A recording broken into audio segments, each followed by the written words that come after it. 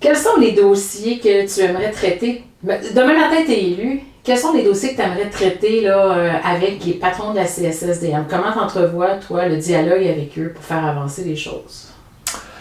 Pour avoir un dialogue avec les gens de la CSSDM, bien sûr, je pense qu'il faut avoir un rapport, si possible, positif, constructif, collaboratif. Mais il y a des limites abandonnées à cette façon de fonctionner-là. Puis, est-ce qu'on est rendu là? Je ne le sais pas. Mais en apparence, j'ai l'impression qu'il y a certaines limites qu'on a déjà atteintes.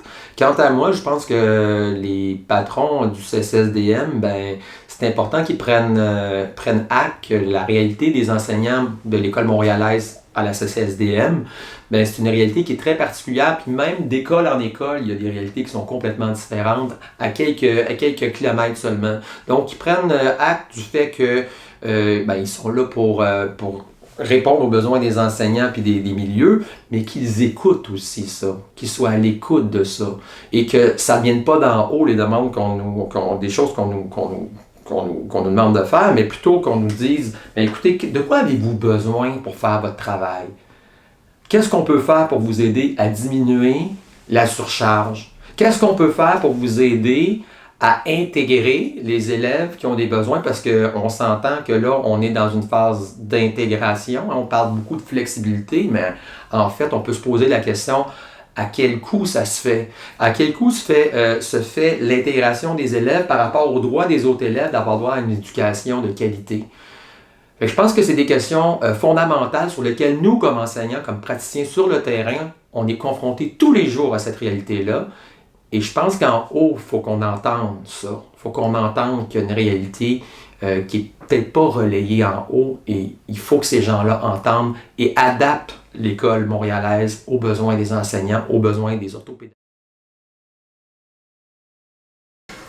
Cette négociation locale-là, tu la vois comment?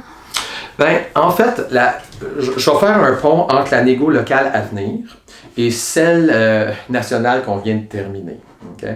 Alors, à mon sens, encore une fois, les gens de l'EDA et de l'EFP, donc Éducation des adultes, formation professionnelle, ont été pour les laisser pour compte, encore une fois, dans cette négo nationale-là.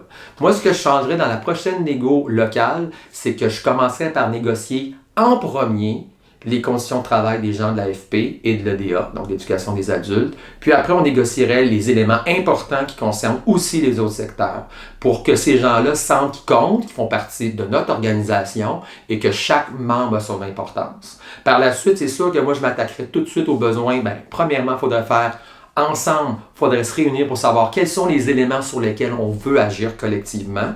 Donc, je suis persuadé qu'il va y avoir des éléments qui vont sortir, notamment sur la disparition des classes de CPF, je parle au secondaire, l'intégration des élèves dans les classes régulières, que ce soit au régulier ou au secondaire ou au primaire.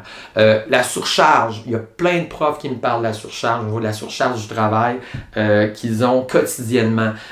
Les dossiers à remplir, les évaluations à faire, les lettres, les rencontres à faire, tout ça, les comités qu'on a boycottés, et qu'on s'est rendu compte, en tout cas à mon école, que lorsqu'on les a boycottés, on avait du temps.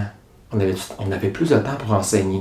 C'est toutes des questions sur lesquelles je pense qu'il serait intéressant de se pencher, mais ça part des membres.